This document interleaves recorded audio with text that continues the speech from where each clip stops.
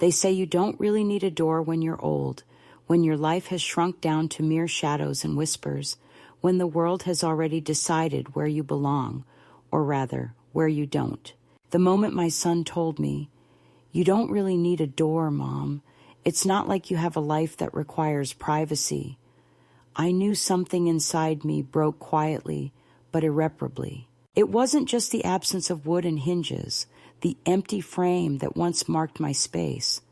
It was the weight behind those words, the subtle but brutal erasure of my presence and dignity in a house that I had helped to build, where I had raised my children, where I had dreamed of growing old. That thin floral curtain, hanging now in place of my bedroom door, was less about letting in light or creating openness. It was a calculated symbol, a daily reminder that I was no longer entitled to boundaries or respect, that my privacy and autonomy were negotiable and, in their eyes, irrelevant. I am 74 years old.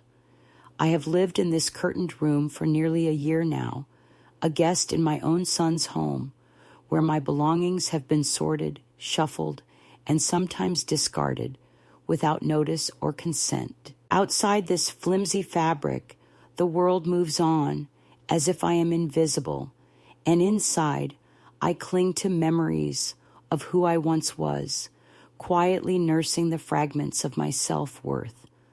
But this was not always my reality. There was a time when I had a solid door, a locked sanctuary of my own, when my voice carried weight, when my presence demanded attention and affection. Back then, I was the woman who baked pies with warm hands, who patched scraped knees and listened without judgment, who held the family's heart with steady, relentless care.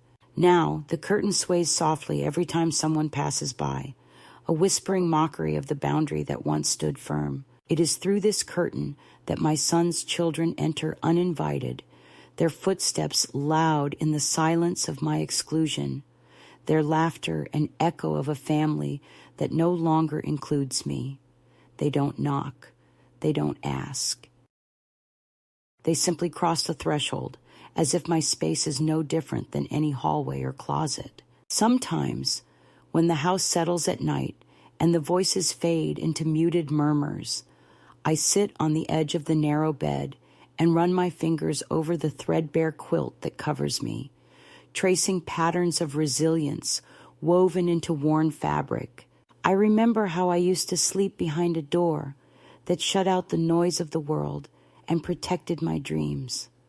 Now, the curtain offers no shield, only exposure. I learned to swallow the sting of humiliation, to quiet the sharp ache of rejection that settled deep in my bones. There is a peculiar kind of loneliness in being surrounded by family, yet feeling profoundly alone. My son and his wife treat me with polite distance, their smiles thin and carefully measured, their words clipped as if speaking to a stranger who happens to occupy a room in their house. Their version of care is a checklist of tasks done with the minimum required effort, their attention given only when convenient or performative. I have become the space filler, the silent observer, the guest who overstays her welcome in a home that was never truly hers anymore. When I first noticed the door was gone, I was out running errands, unaware of the quiet coup taking place behind my back. Returning home, I stopped short in the hallway, the familiar barrier replaced by a floral curtain that fluttered lightly in the draft. I reached out to touch the fabric, half expecting the solid oak I had closed behind me 100 times. But there was only the fragile, insubstantial curtain, a flimsy veil between presence and absence.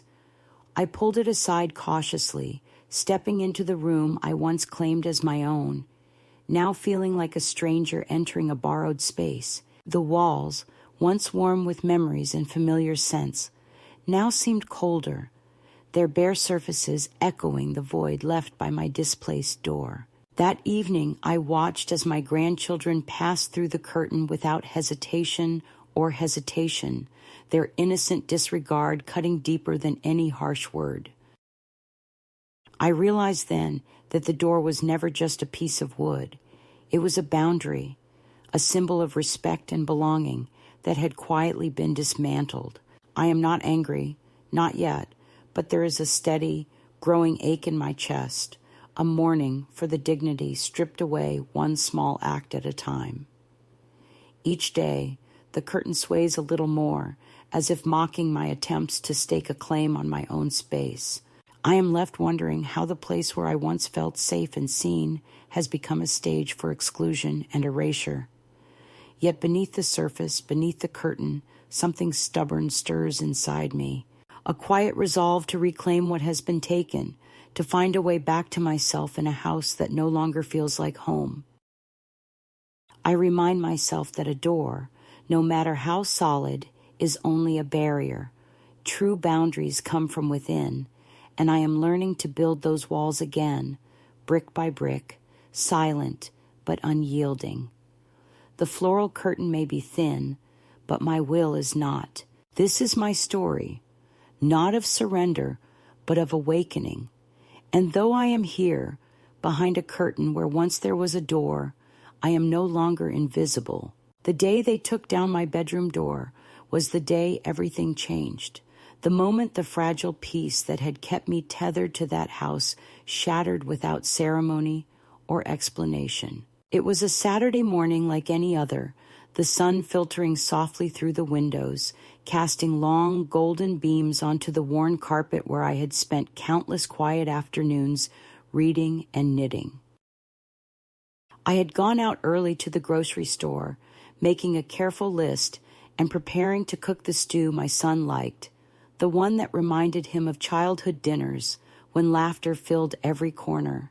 I came back carrying bags, heavy with fresh vegetables, and the smell of baked bread, humming softly to myself, expecting the familiar comfort of home.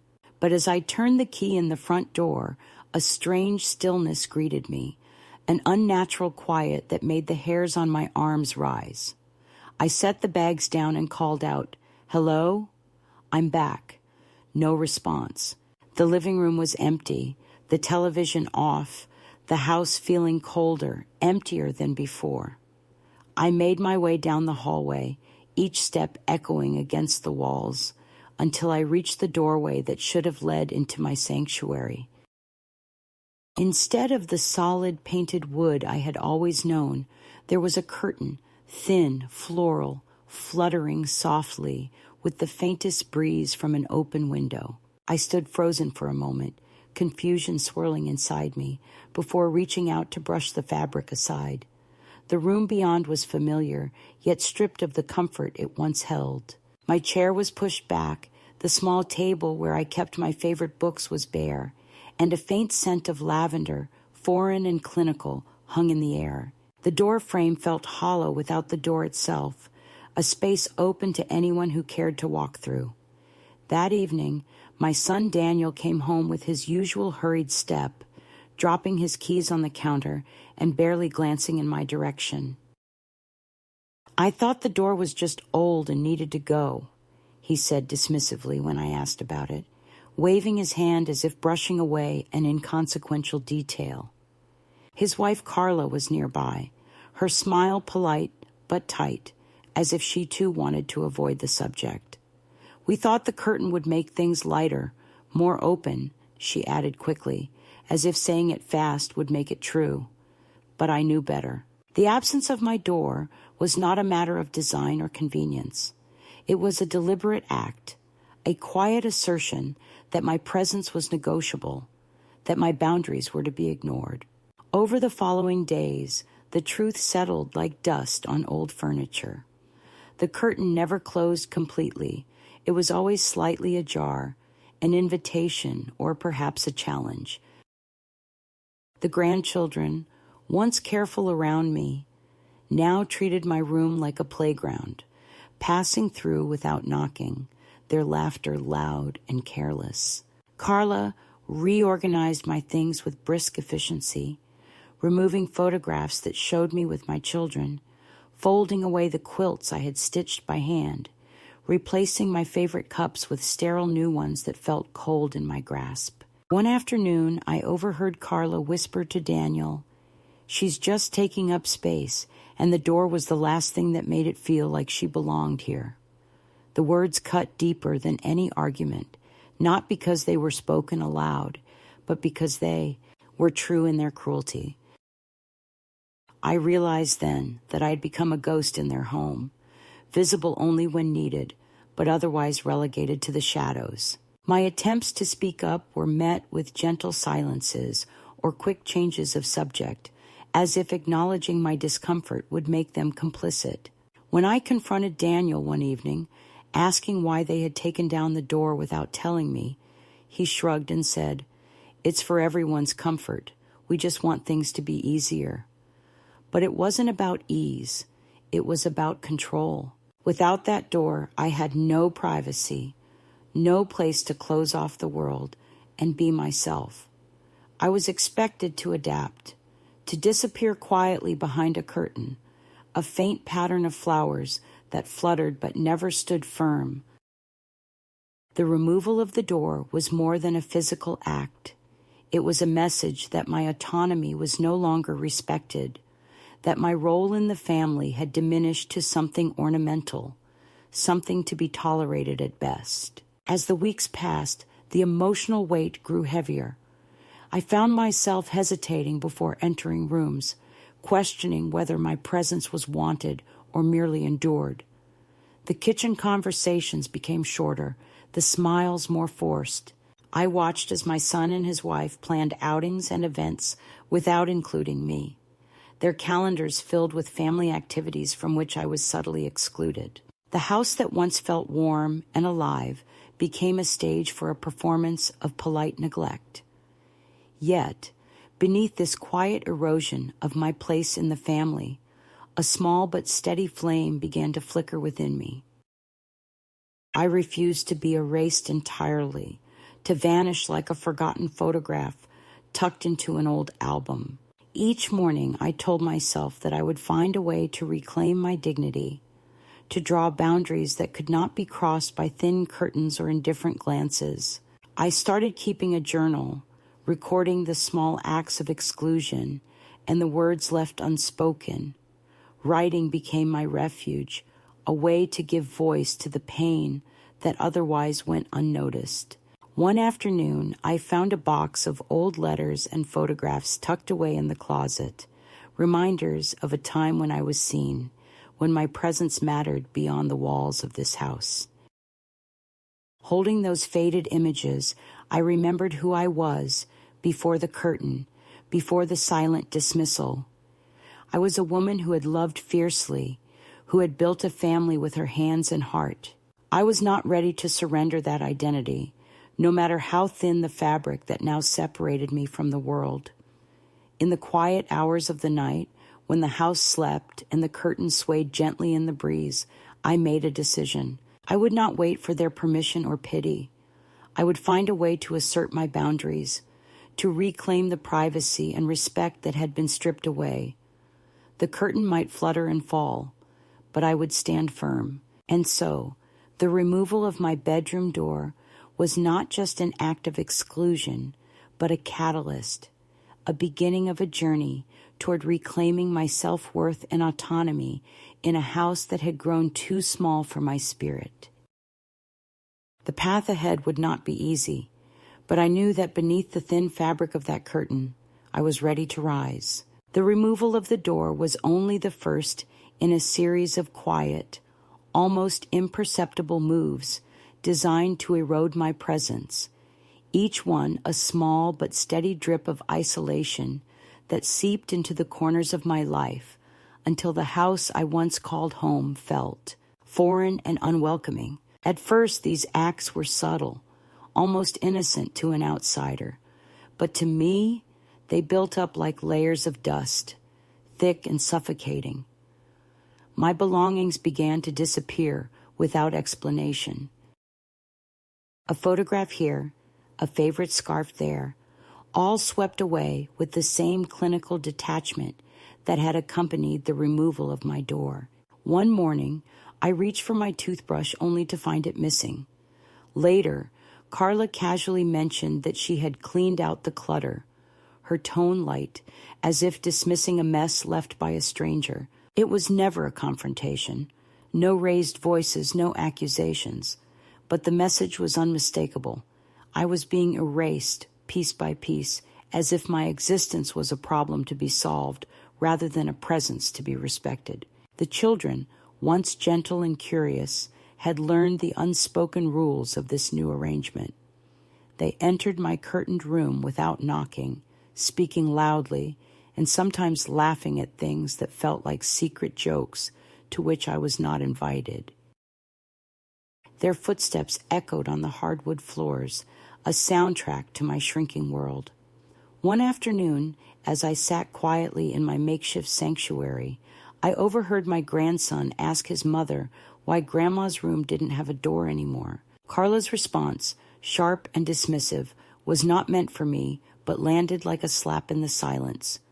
Because she doesn't need one. She's just here to fill space. The words hung in the air long after they left the room, settling like a dark cloud over my heart. The kitchen, once a place of warmth and shared meals, became another site of exclusion. I found myself pushed to the margins during family dinners. My seat shifted to a corner where I could observe but not participate fully. Conversations flowed around me, snippets of plans and jokes that I was not part of. The laughter was lighter when I was in the room, as if people were conscious of my presence but reluctant to include me. When I tried to join in, my words were met with polite nods or hurried changes of subject. There was no cruelty in their reactions, only a calculated distance, a quiet closing of ranks that left me on the outside looking in. On some days, the house felt like a stage where I played the part of the nice old lady, the one who smiled and nodded but was never really seen. I became acutely aware of how much space I occupied, not just physically, but emotionally, and how every inch of that space was being contested and diminished. Even the pantry was locked behind a door I was told I no longer had access to. Carla explained it was just for safety, a way to keep the children from grabbing snacks unsupervised. But I knew the truth. It was another boundary drawn to keep me out, to remind me that my role was limited, that my needs were secondary. I tried to hold on to the small rituals that had once grounded me, the morning cup of tea brewed exactly as I liked it, the evenings spent reading by the window. But even these were disrupted. The teapot was replaced with a modern appliance that buzzed and beeped, unfamiliar and uninviting. My favorite chair was moved to the far side of the living room, out of the way, where I could watch but not engage. The days stretched long and lonely, punctuated by moments of quiet despair and a growing sense of invisibility. Friends I once counted on stopped calling, or their visits became less frequent, their concern muffled by the polite explanations I gave to avoid embarrassment. I found myself withdrawing, retreating behind the curtain that now served as my door, wrapping myself in a cocoon of silence. Yet, even in the midst of this quiet erasure, a small voice inside me refused to be silenced. I began to keep a notebook, jotting down thoughts, memories, and small acts of resistance. Each entry was a declaration that I was still here, still worthy of being heard and seen. I wrote about the ache of exclusion and the stubborn hope that one day I would reclaim my place, not as a shadow or an afterthought, but as a woman deserving of respect and belonging. There were moments when the weight of loneliness pressed so heavily on my chest that I wondered if I could endure much longer. I caught myself staring at the curtain, imagining tearing it down, demanding the door back, demanding recognition. But I knew that anger alone would not restore what had been lost. I needed a different kind of strength, one that came from patience, strategy, and a fierce belief in my own worth. Over time, I noticed how the patterns of exclusion extended beyond the walls of the house.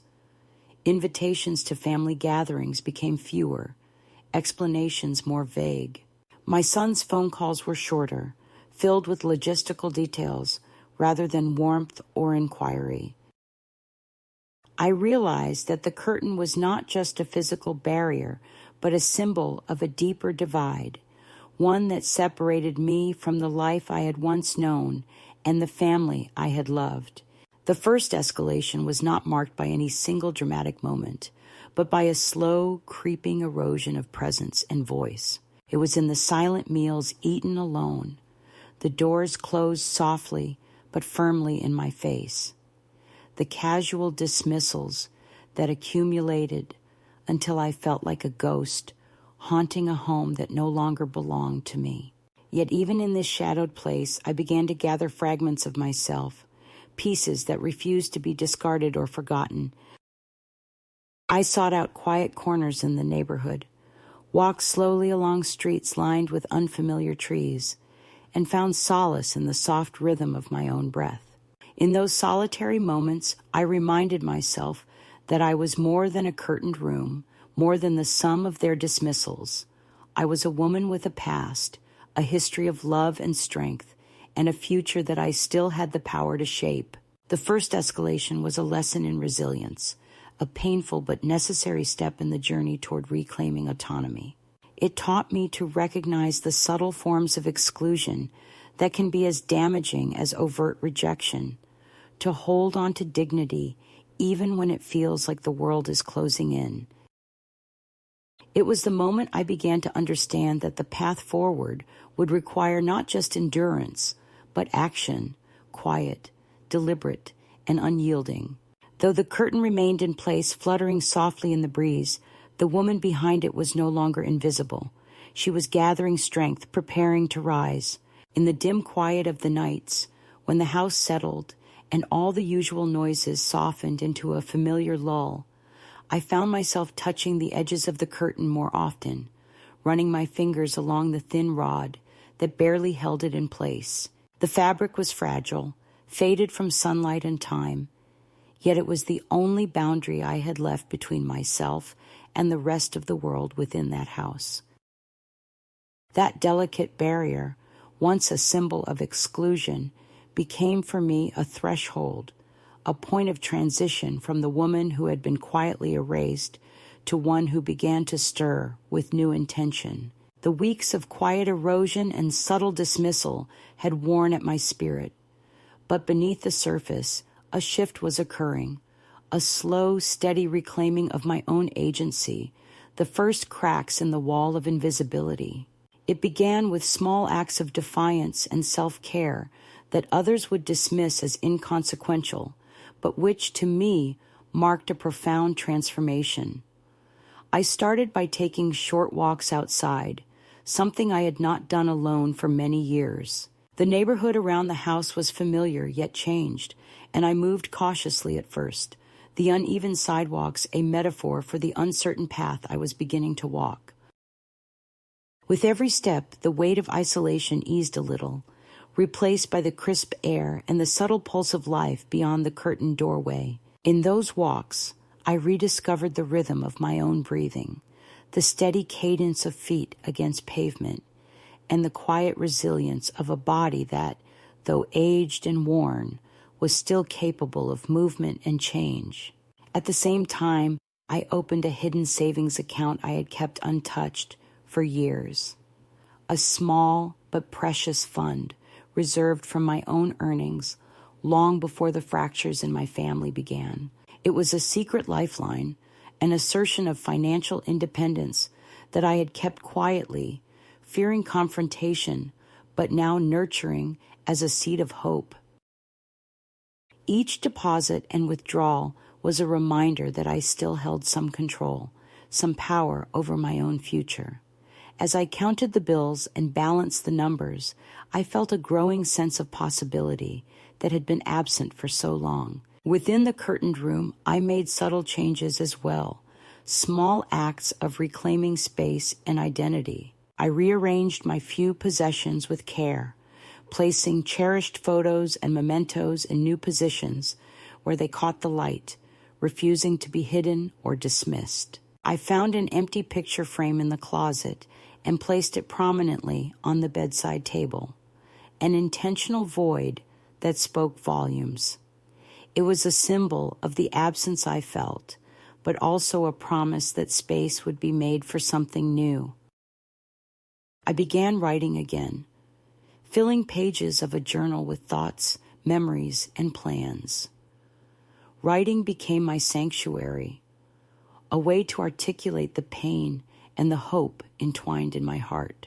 Through the words, I reclaimed my voice, no longer silent or small, but deliberate and clear. In the evenings, I sat by the curtained window, watching the world outside continue without me, but feeling less like a passive observer and more like a woman preparing to step back into the light. The greatest shift came not from rebellion or confrontation, but from a quiet awakening to my own worth and resilience. I stopped asking for permission or validation from those who had diminished me and began to build an inner sanctuary of strength. The curtain that once felt like a cage became a veil, a soft boundary I could cross and recross on my own terms. It was during this time that I planned my next steps carefully, considering what freedom might look like beyond the walls that confined me. I researched small rental apartments and community centers, places where I could live with dignity and autonomy. I reached out quietly to an old friend who had moved to a nearby town, rekindling a connection that had faded but never fully broken. Each phone call, each message exchanged, was a lifeline back to the world I had been slipping away from. I found comfort in the simple rituals of daily life, brewing tea exactly as I liked it, reading books borrowed from the local library, tending to a small collection of houseplants that brought life and color to my curtained room. These acts were small but significant, each one a declaration that I was more than the sum of the dismissals and exclusions I had endured. At night I dreamed again, not of returning to a past that had been fractured, but of a future shaped by my own choices. I imagined a life where I was not defined by the boundaries others imposed, but by the freedom I carved out for myself. The midpoint of my journey was not a dramatic confrontation or a sudden escape, but a slow, steady turning inward and then outward, a gathering of strength, a reclaiming of space, both physical and emotional.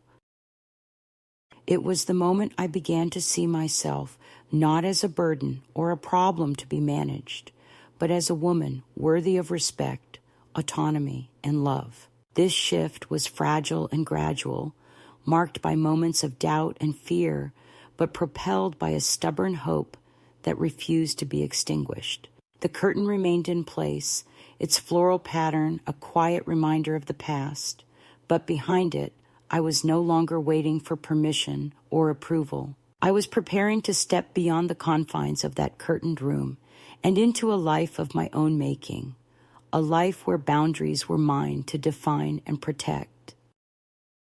The house seemed to grow smaller every day, the walls closing in with quiet accusations that I was becoming less, fading like a shadow in a dimming room. After the slow erosion of my privacy, the removal of my door, the subtle shuffling of my belongings, and the curt dismissal of my presence, a new wave of exclusion began to surge, harsher and more direct than before. It was as if my family, having already pushed me behind a curtain where I was barely visible, now sought to finish the job, to push me entirely out of their lives and their home. The second escalation arrived, not with the quiet indifference of before, but with a cold, calculated firmness that left no room for misunderstanding. One evening, as the twilight cast long shadows across the living room floor, I overheard my son Daniel and his wife Carla speaking in hushed tones near the kitchen doorway.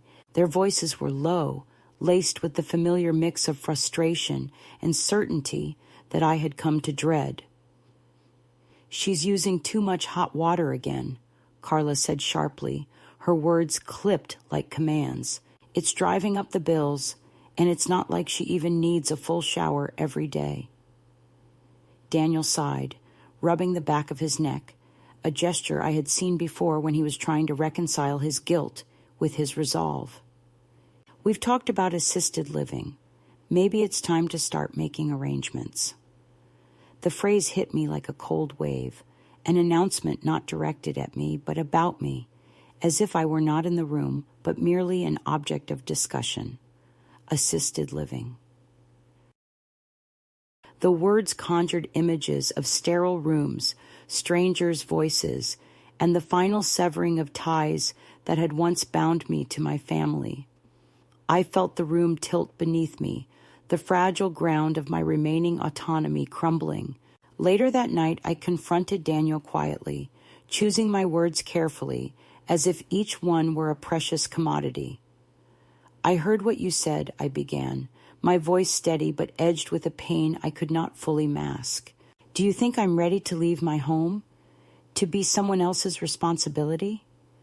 He looked away, unable or unwilling to meet my gaze. We just want what's best for you, Mom, he said. Someplace safe with people who can help. Safe, I echoed, the word tasting bitter. I have safety here. It's not in a place where I'm just a resident, waiting to be managed. The conversation ended with no resolution, only a cold silence that settled between us like dust. The next morning, as I made my way down the hallway, the fabric of the curtains stirring softly in the morning breeze, I noticed the mattress in my son's bedroom had been replaced. It was a new memory foam model, sleek and expensive, a stark contrast to the worn spring mattress it had supplanted. The mattress symbolized something more than comfort. It was a fortress of control and detachment, a physical manifestation of the emotional walls growing thicker between us. I observed how Daniel praised the mattress, talking about its benefits for his back and how it made his sleep deeper and more restful. The luxury of it felt like a silent taunt, a reminder that my needs and comforts were no longer part of the household equation. That night, as the house quieted and the shadows lengthened, I carried out a quiet act of reclamation. I gathered several large bags of ice from the local store, heavy and cold in my hands, and brought them up the stairs to Daniel's room. Without a word, I carefully removed his pristine sheets and slid the bags beneath the mattress cover, layering cold packets strategically where his body would rest. The icy chill seeped through the fabric, a subtle but persistent discomfort that would disrupt his sleep and unsettle the comfort he had so easily claimed. I left the room silently, the soft click of the door echoing like a whispered message. Boundaries are not given lightly, and respect is not to be assumed. The next morning, the house woke to an unusual tension. Daniel emerged from his room, looking disheveled and confused, muttering about restless sleep and strange chills. Carla noticed immediately, her concern tinged with suspicion. "Did you feel the air conditioning? Maybe it's just the new system," she speculated, but the unease lingered. I said nothing, watching from my curtained refuge as the discomfort settled like a quiet victory. The act was not born of spite or malice, but of a need to reclaim a measure of power in a situation where I had been stripped of so much. It was a reminder that I was still here, that my presence mattered, even if others chose to ignore it. The weeks that followed saw a tightening of control over my daily life. Carla began dictating my schedule, suggesting when I should eat, sleep, and even bathe, framing her commands as concern, but wielding them as tools of domination. Daniel joined in, reinforcing the narrative that my independence was fragile and that I was better off under their watchful eyes.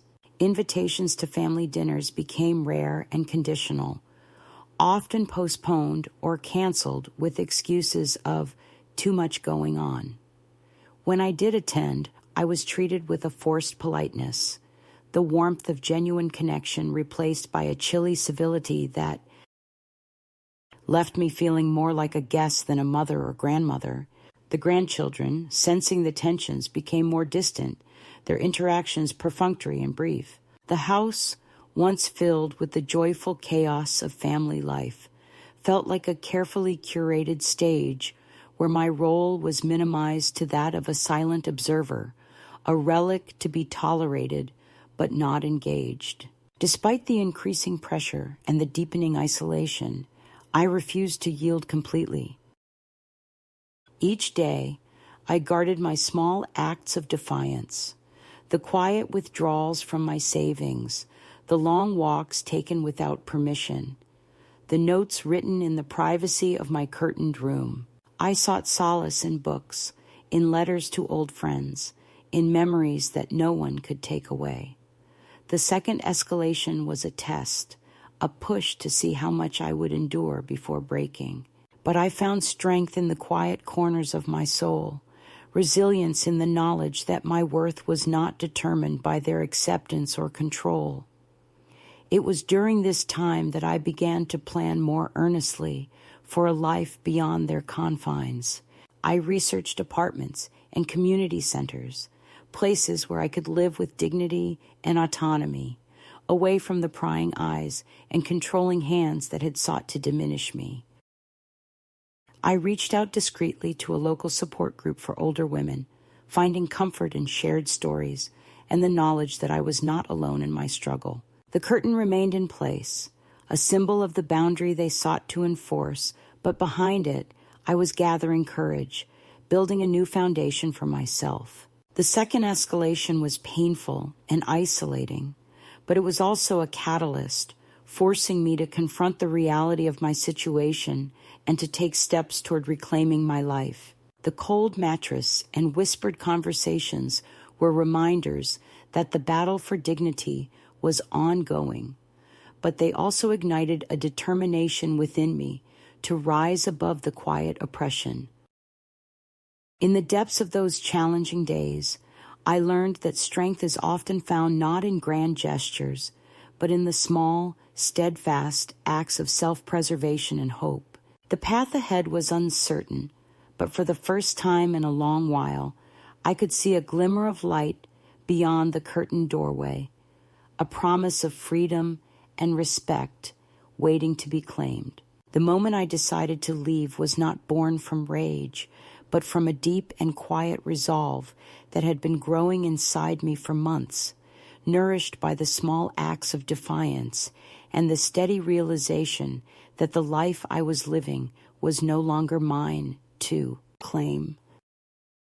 It came one morning as I sat behind the faded floral curtain that had replaced my bedroom door, watching the sunlight filter weakly through the thin fabric, casting pale shadows across the room that had become both my prison and my sanctuary. The curtain fluttered softly in the morning breeze, a delicate veil between the woman I had been and the woman I was becoming. I had spent countless nights imagining what it would be like to step beyond that curtain, to reclaim my space, my dignity, and my autonomy. On that day, the imagining became a plan. I rose from the narrow bed with a steady breath, feeling the weight of years pressing on my shoulders, but also the lightness of a choice finally made. I packed a single suitcase, carefully selecting the few belongings I would take, my journal filled with scribbled thoughts and plans, a worn sweater that had comforted me through difficult days, and a small collection of photographs that reminded me of who I was beyond the curtain room. I folded each item with care, a ritual of respect for the life I was leaving behind and the life I was about to begin. There was no note, no dramatic farewell, only the quiet certainty that I did not owe anyone an explanation for reclaiming my freedom. The morning was still and cool as I slipped out of the house, the familiar creak of the front door behind me sounding like the closing of a chapter and the opening of another. I hailed a cab with hands that trembled, not from fear, but from the power of choice, and I gave the driver the address of a modest rental I had found through a community bulletin, a small apartment in a quiet neighborhood where I could live on my own, terms. The journey was surreal, the cityscape blurring past the window as memories and hopes mingled in my mind. Upon arriving, I stepped into a space that was both humble and full of possibility. The apartment was small but clean, with a sturdy door that locked firmly behind me and windows that opened to a view of leafy trees and the distant hum of life. It smelled faintly of fresh paint and new beginnings. I unpacked slowly, arranging my few belongings in the empty rooms with a sense of reverence, each act a reclamation of space and self. That night, I lay in a bed that was mine alone, the sheets cool and crisp, and for the first time in a long while, I slept without the shadow of exclusion or dismissal pressing on my chest. The days that followed were filled with quiet discoveries, the joy of brewing my own coffee in the morning, the freedom to read and write without interruption, and the simple pleasure of locking the door behind me and knowing that my privacy was no longer negotiable. I began to explore the neighborhood, finding solace in the rhythms of daily life beyond the confines of the curtained room. I met neighbors who greeted me with genuine smiles and conversations that acknowledged my presence without reservation or pity. Each interaction, no matter how small, was a thread weaving me back into the fabric of community and belonging. One afternoon, a letter arrived addressed to me at the new address. It was from my son Daniel, terse and filled with a mixture of anger and regret. He accused me of abandoning the family, of causing unnecessary drama, and demanded that I reconsider my decision to leave.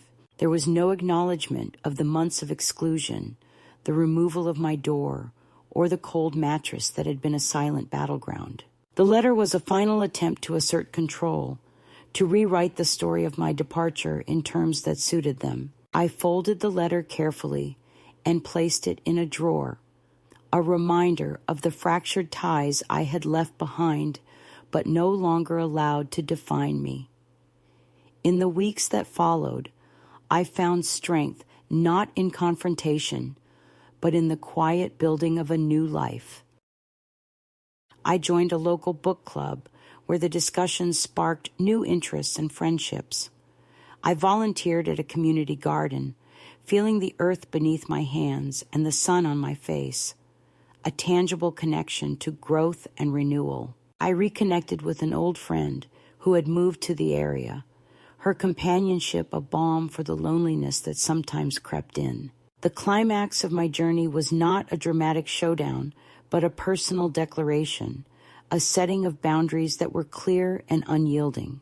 I wrote a letter to the lawyer Daniel had sent on their behalf, stating firmly that I was of sound mind, living independently, and no longer wished to be contacted under the guise of concern.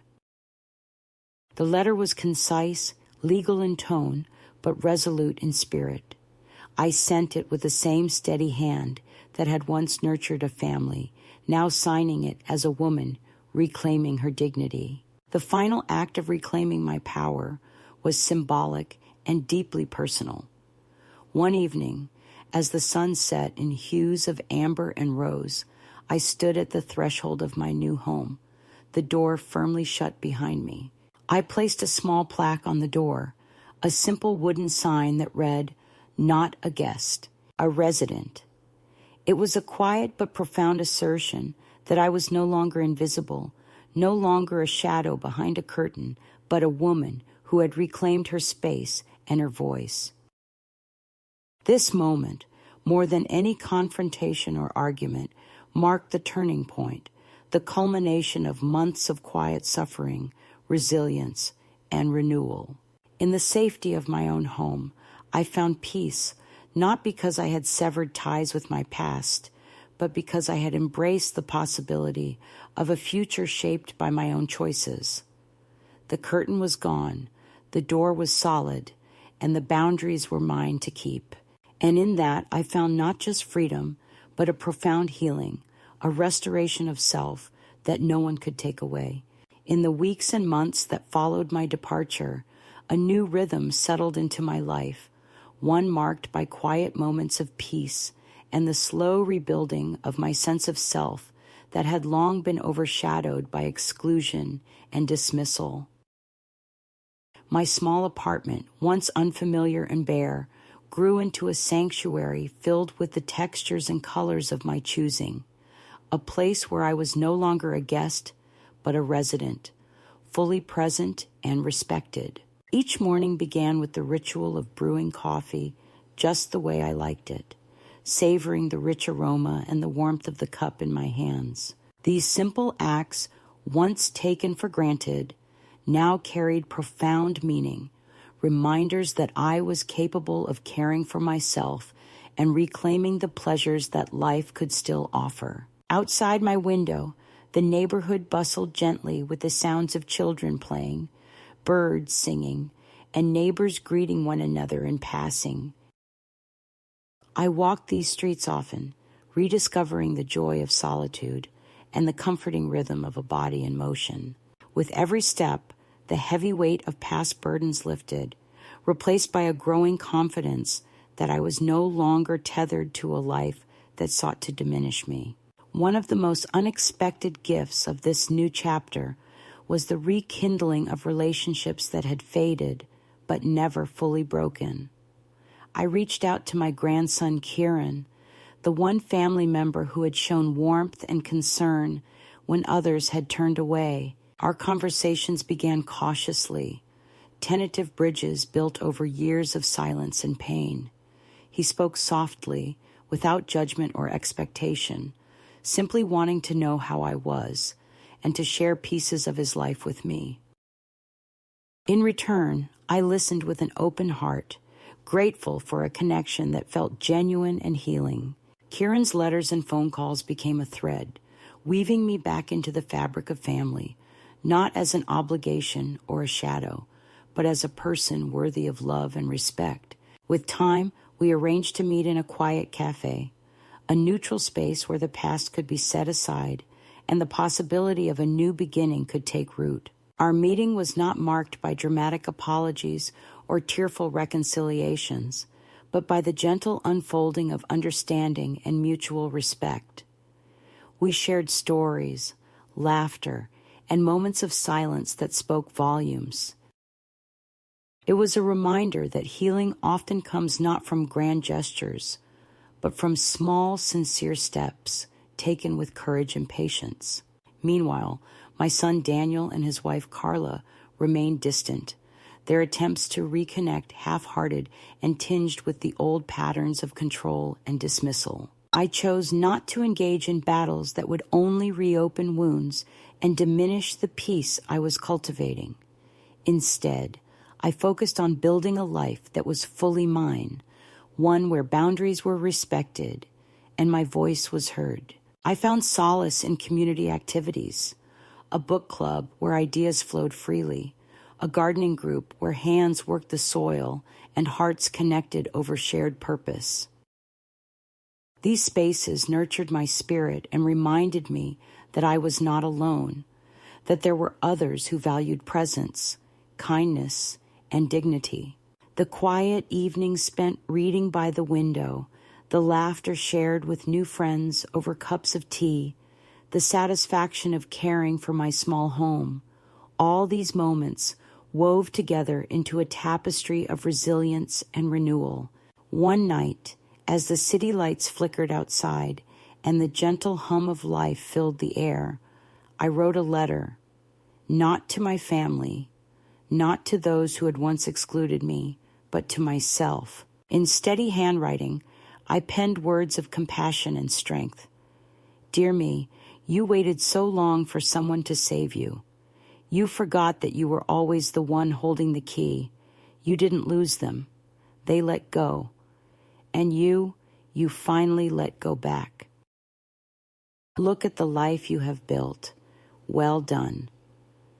I folded the letter carefully and tucked it into the drawer of my dresser, a private reminder of the journey I had traveled and the woman I had become. The days continued, marked not by grand celebrations, but by the quiet certainty of belonging. to myself, to my community, and to the life I had chosen. The shadows of the past still lingered at times, but they no longer held power over me. I had stepped beyond the curtain, through the door I had reclaimed, and into a future defined not by others' expectations, but by my own voice and will. And so, my story is one of release and rediscovery, of finding freedom, not in returning to what was lost, but in building something new. To any woman who finds herself behind a curtain where once there was a door, know this: your worth is not diminished by others' disregard, and your voice is waiting to be heard. It is never too late to step into the light, to claim your space, and to live a life of your own making. When you do, you will find that the door you thought was closed was only waiting for you to open it from the inside. They told me it was just a small favor, something that wouldn't take much of my time, a way for me to be useful now that I didn't have a job anymore. My daughter Claire said it with that soft, patronizing tone she had perfected over the years. "Mom, you can help us out by picking up Sophie from school a few days a week. It'll keep you busy, you know." Busy, as if my life were an empty box in need of filling. I agreed at first, because I love my granddaughter, and the thought of spending more time with her seemed like a gift. But a gift should be freely given and joyfully received, not twisted into a quiet obligation that begins to consume your days, your energy, and eventually your sense of self. It started small, 2 afternoons a week, just until they got through a busy period at work. I'd walk the familiar streets to the school, stand among the other grandparents and parents, and watch Sophie's face light up when she saw me. We'd walk home together, talking about her day, her friends, the things she was learning. It felt good in the beginning.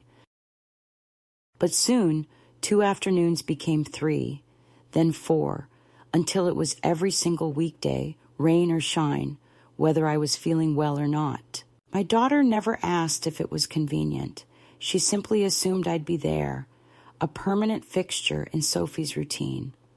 The real shift happened one afternoon when I was feeling unwell, dizzy, my legs unsteady beneath me. I called Claire at work and said I couldn't manage the walk to the school that day.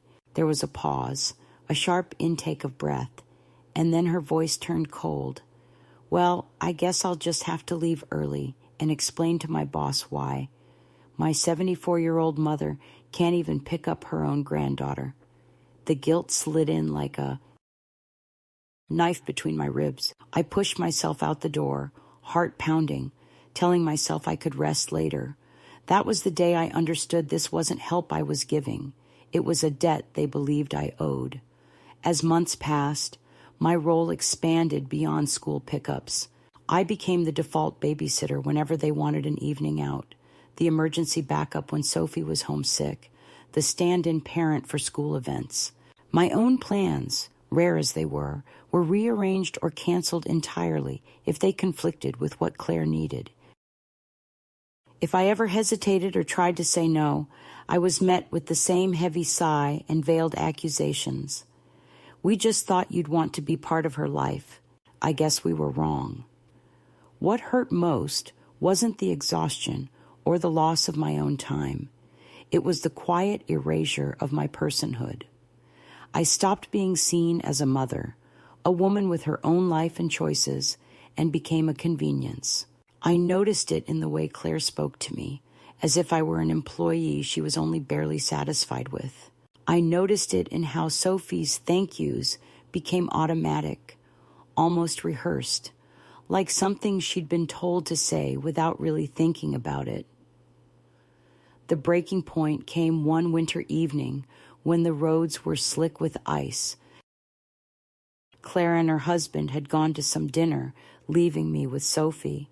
I slipped on their front steps while taking the trash out and fell hard, my hips screaming in pain. I lay there in the cold, snow seeping into my coat, calling for Sophie to get my phone.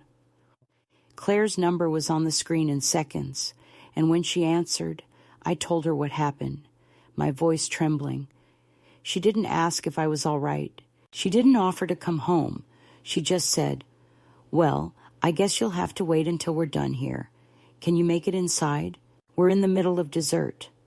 Something in me broke cleanly then, not from the fall, but from the realization that I was a placeholder, a tool, a reliable background presence that they assumed would never falter. I managed to get inside, wincing with every step, and sat down in their kitchen with a blanket wrapped around me. When they came home hours later, Claire's only comment was, "You should have been more careful." That night, in the small apartment I still kept, but rarely used because I was always at their house, I made a decision. I would not be their silent servant anymore. I would not keep erasing my needs and my health to make their lives more comfortable. The next day, I called Claire and told her I could no longer be the default caretaker. My voice was steady, my words chosen carefully. "I love Sophie, but I can't keep doing this. My life matters too, Claire. I need my own time, my own health, my own dignity." The reaction was as I expected: anger, accusations of selfishness, cold silences. But beneath her fury, I could hear something else: the realization that I meant what I said, that I would not be persuaded by guilt or obligation anymore. The first week was hard. I missed Sophie's daily chatter, her hand in mine on the walk home, but I began to fill my days with things I had pushed aside: visits to the library, long walks by the river, mornings spent in cafes with a book and no clock ticking over my head. Months later, Sophie visited me at my apartment for the first time. She looked around at the plants in the window, the books stacked neatly on the shelves, the warmth of the small space. "It's nice here, Grandma," she said, curling up on my sofa. I smiled, feeling something loosen in my chest. "It's mine," I told her, "all mine." And in that moment, I knew I had taken back more than my time. I had taken back myself.